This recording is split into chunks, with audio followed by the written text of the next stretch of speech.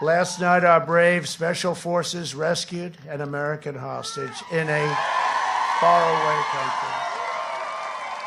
All right, so before I begin this analysis, I want to show you 3 different pictures.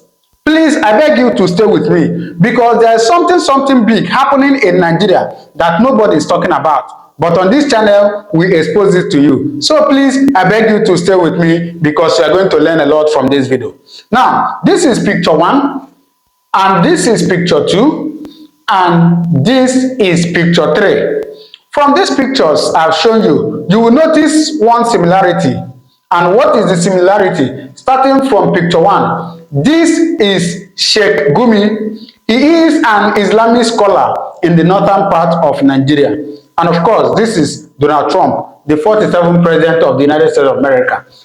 Picture 2, this is Sheikh Gumi. And in the midst of Sheikh Gumi are some terrorists, or you call them bandits, depending. So Sheikh Gumi is in the midst of so many bandits and terrorists. Now, the third picture is still Sheikh Gumi in the midst of, this is the former vice president of Nigeria, Atiku Abubakar.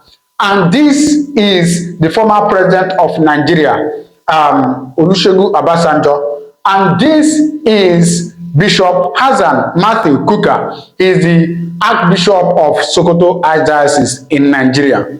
Now, you will notice that this man, Sheikh Gumi, is in the midst of all these pictures I've shown you. Why?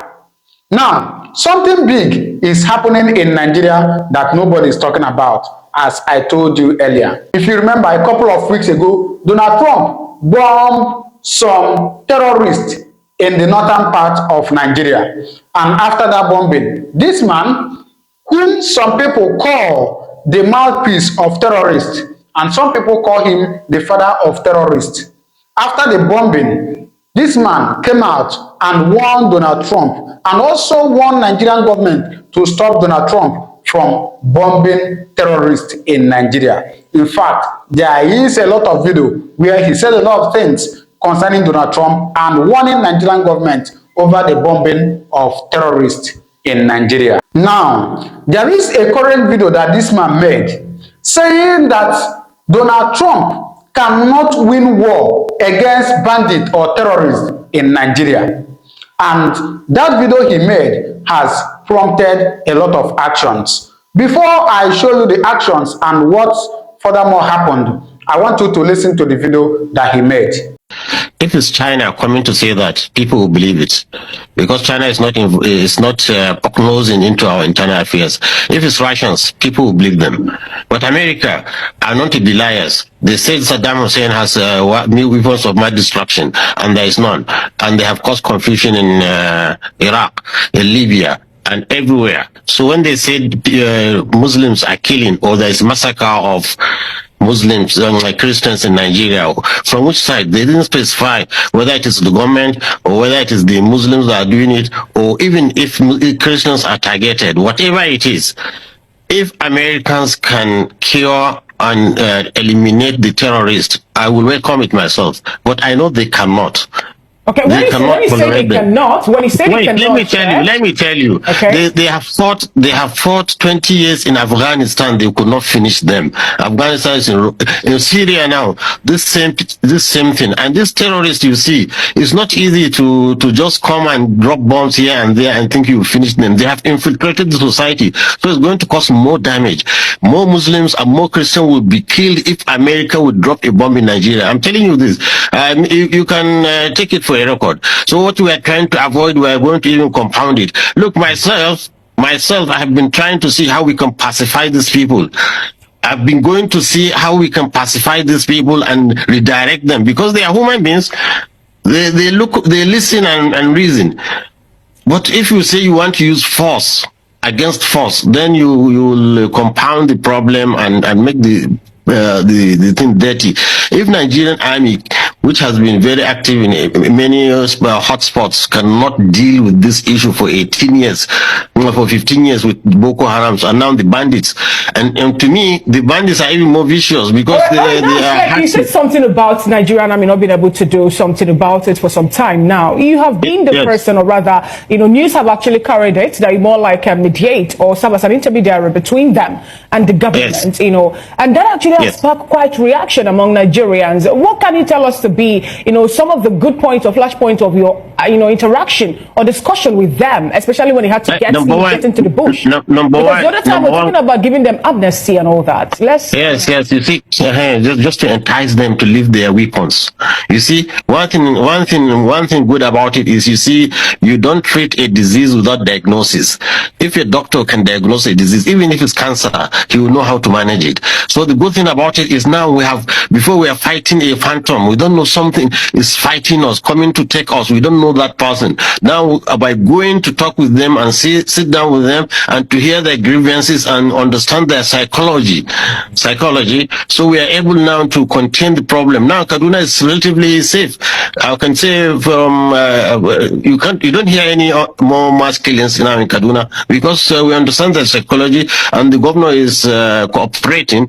We are talking to them and they are keeping their weapons. They are not fighting. They're still on the weapons. They hold the weapons. But you see, this is a small, gradual process in which slowly we will civilize them. We'll take away their weapons and let them into good citizens. So this is it. It has to be systemic. But for America to come and start bombing in northern Nigeria, I'm telling you. After that, this man, Sheikh Gumi, went for an interview again where he said that the Nigerian army cannot win war against bandits, against terrorists in Nigeria. That is what he said. Please, this is a security update. And so whatever I tell you here, I'm going to show you the video so that you don't think that we are just making content. I'm telling you reality. Sheikh Gumi has come out to say that the Nigerian army, the Nigerian military cannot win war against bandits in Nigeria. Please stay with me. I want to show you the video once again now. When they say we don't negotiate with terror, that word, I don't know where they got it from. It's not in the Bible. It's not in the Quran. In fact, it's not even in practice. Everybody's negotiating with bandits. America had an office where they were negotiating with Taliban in Qatar. Everybody's negotiating with outlaws, non-state actors. Everybody. So where do they get that knowledge from? We negotiate for peace and our strategic interests. If negotiation will bring stoppage of bloodshed, we do it. Well, you see, we need a robust army, a military strong, and it's holding the nation now. There's nothing holding this nation without the military. That's good. It should be equipped, it should be trained, it should be there and ready. But even the military is saying our role in this civil unrest, in this criminality is 25% kinetic. The rest is the government, the politics, the locals. The military cannot do everything. So we should not tax our military for more than what they can do. So our military cannot win this war against them. We're a military won guerrillas. After hearing this, you may begin to ask yourself, what is giving this man the morale to utter all these words? Who is giving him this confidence to come out on social media, to go for an interview and say that Nigerian military cannot win terrorists, and also to say that the US military cannot win terrorists or terrorism in Nigeria? What is giving him that impetus? Well, I'm here to bring to us the latest update. Now, from this picture 3, we could see that this man is in the midst of some leaders in Nigeria, including religious leader. What does that tell you? Maybe I'll tell you something about that in one of my next video. But for now, let's go to the latest news. Now, this news has it that a US Special Operation Forces rescued an American hostage in Nigeria. Yes, this is what I want to show you in this video. For Sheikh Gumi, who is saying that the US military cannot win terrorists or terrorism in Nigeria, that they cannot win, that the US military cannot win terrorists in Nigeria. I want to show Sheikh Gumi that 6 US military rescued a man that was held hostage by these bandits or Boko Haram members, as you may call them. Only 6 US military did that job. and I'm going to show you in this video. As I said earlier, U.S. Special Operations Forces rescue American hostage in Nigeria. Let us go down and see how they did that job. Of course, I'm going to show you the video how they carried out this operation. So please stay with me because you are going to learn a lot from this video. Starting from here, it says, an American citizen taken hostage in Niger has been rescued as part of a U.S. military operation. U.S. officials on Saturday confirmed that the early morning rescue by Special Operations Forces took place in northern Nigeria, which borders Niger. He went on to say, the American citizen is safe and is now in the care of the U.S. Department of State. No U.S. military personnel were injured during the operation, Pentagon spokesman Jonathan Hoffman said in a statement. Listen, it went on to say, Secretary of State Mike Pompeo lauded the mission and avowed the U.S. commitment to return Americans taken hostage while abroad. Now, this simply means, according to the one we saw here, that the U.S. military came and rescued a man in the early hours of Saturday, a man that was held hostage by terrorists or bandits or Boko Haram members, as you may call. Now, let's look at what happened next. We delivered on that commitment late last night in Nigeria, where some of our bravest and most skilled warriors rescued a U.S. citizen after a group of armed men took him hostage across the border in Niger, Pom said in a statement. Pom said the hostage would soon reunite with his family. So, 6 U.S. military. If you read down, of course, you will see where he specified the 6 men that came for this job. Came and rescued a man that was held hostage by Boko Haram members in Niger State. Now, I'm going to allow you now to listen to how the U.S. military came for that operation. And this is just a sign that this man's military can do and undo. Of course, we were here just last week. This man sent few of his military to Venezuela to capture their president. And they did that without any injury on his military, without anyone getting, being unalived. His military can do and undo. And that is why I'm showing you this video. For this man that is making mouth. Anyway, what do you have to say about this? Now, I want you to take a little time and listen to how the U.S. military carried out that operation. How they came, how they rescued, and how they took back the American hostage back to America. Listen to it, then you do well to drop your comment in the comment section. What to think about this, please. When they kick down his door, Walton hands them what cash he has, $40 American. It's an insult to the criminals. They want real money. When he can't deliver, they take something more valuable, him. His wife watches as her husband disappears into the darkness, the motorcycle engines fading into the African night. By sunrise, those motorcycles will cross into Nigeria. By sunset, Philip Walton will have a price on his head. The ransom call comes 18 hours later. $1 million. At CIA headquarters in Langley, analysts are already tracking the cell phone that made the ransom demand. The NSA's SIGINT satellites pivot overhead, triangulating signals across Niger's sparse cellular network. Each ping tells a story. Direction of travel, speed, stops along the way. The mathematics are precise. Latitude, longitude, and timestamps, creating a digital breadcrumb trail. By October 28th, the cell phone track goes cold at the Nigerian border, but other intelligence assets are already in play. Marine Special Operations Command has ISR drones overhead. The kidnappers have made their first mistake. They're still using the same phones. At Dam Neck, Virginia, a duty officer's secure phone rings. SEAL Team 6's Silver Squadron receives a warning order. A possible hostage rescue in West Africa, time sensitive. Operators start checking their gear. This is what they train for. Philip Walton has 68 hours before he becomes a propaganda tool, a bargaining chip, or worse. But in those 68 hours, the most powerful military on Earth will move heaven and earth, or at least several tons of highly sophisticated aircraft to bring him home. The intelligence flows up the chain of command, from Langley to the Pentagon, from AFRICOM to the White House. By dawn on October 29th, a file marked Eyes Only lands on the Resolute desk. Inside, satellite photos, cell phone intercepts, and a simple question that demands an immediate answer. October 29th, 2020, 0800 hours, the Situation Room. President Trump reviews the intelligence package for the third time.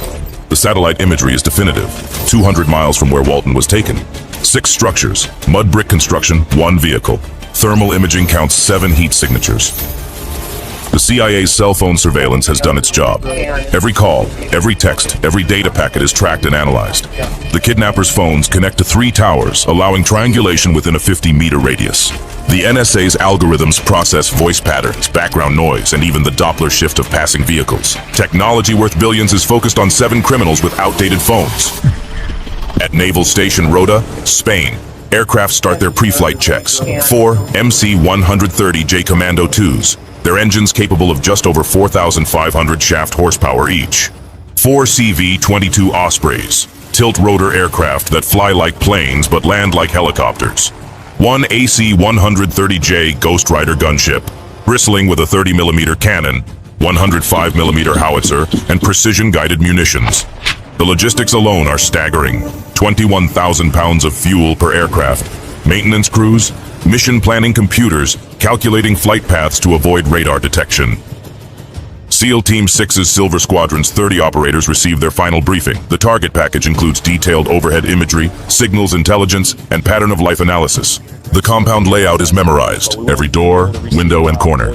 Guard rotations tracked over 48 hours. The kidnappers pray 5 times daily, creating predictable vulnerability windows. The mission hinges on one critical factor: speed. From the moment boots hit the ground, they have minutes before every militant within 10 miles converges on their position. The helicopters can't land. The noise from their rotors will just spook them. It'll have to be a halo insertion, dropping from 25,000 feet, where they can enter without making a sound.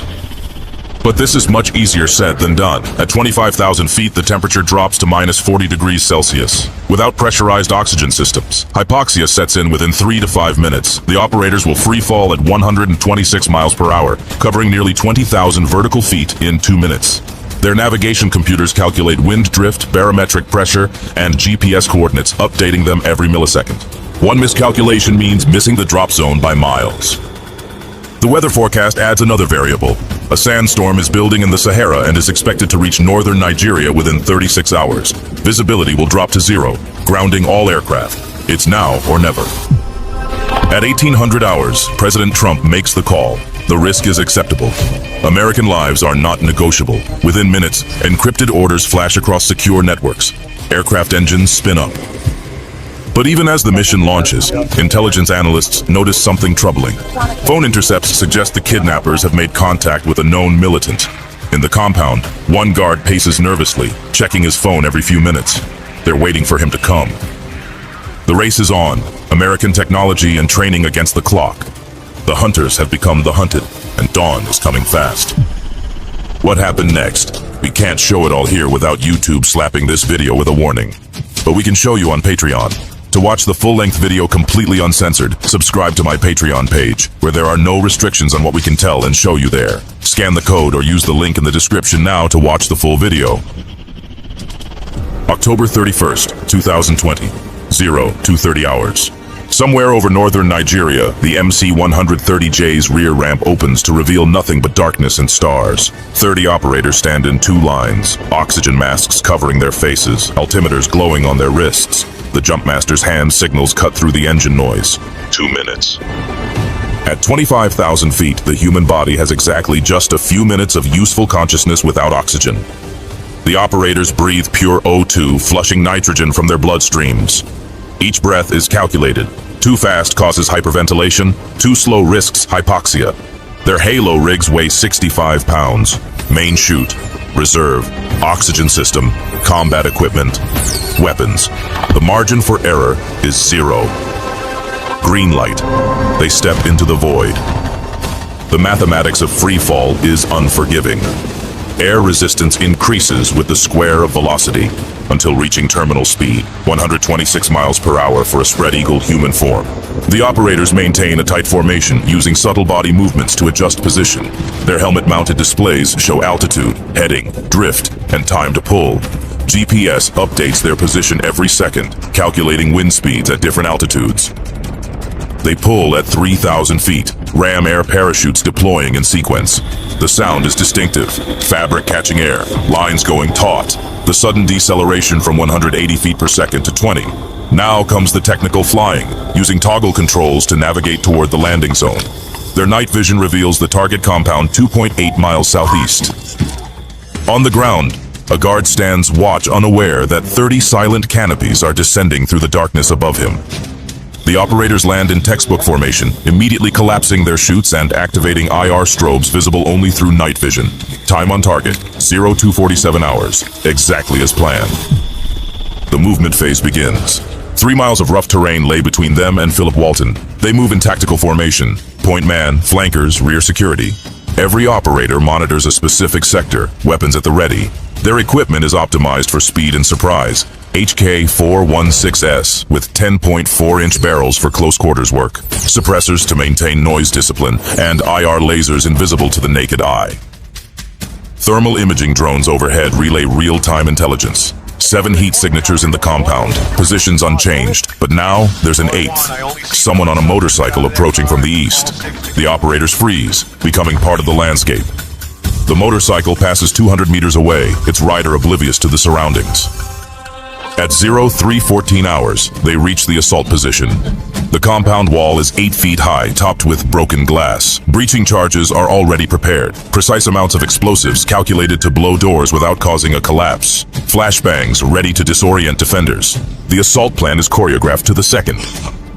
Through thermal scopes, they observe the targets. 2 guards outside, walking predictable patterns. 5 more inside various structures. And somewhere in there, 1 American praying he'll see another sunrise. The mathematics favors the attackers. Surprise, superior training, better equipment. But combat is chaos theory in action. No plan survives first contact. Silver Squadron stacks on the breach point. In 7 seconds, it will all be over. 0315 hours.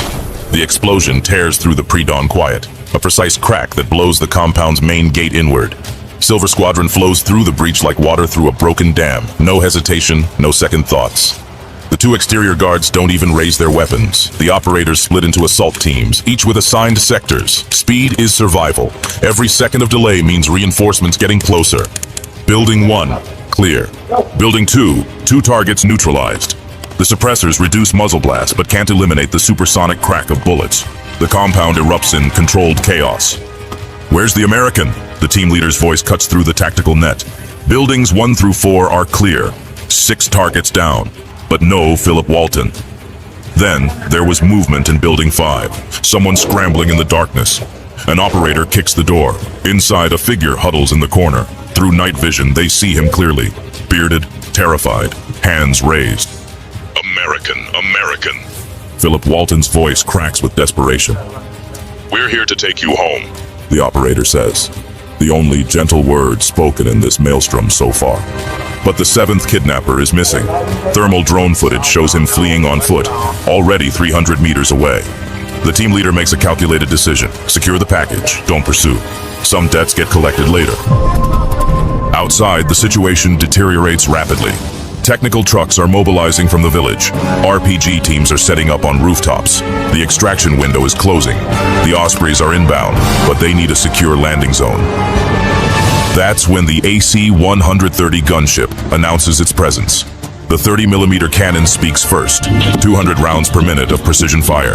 A technical truck explodes. Then another. The 105mm howitzer follows, turning an enemy position into a crater. The message is clear. This airspace belongs to the United States Air Force. The Ospreys arrive in a hurricane of dust and noise. Rotors in helicopter mode, they touch down just long enough for Silver Squadron to board with their rescued package. Walton stumbles, legs weak from captivity. Strong hands lift him aboard. As they lift off, small arms fire sparks off the aircraft's armor.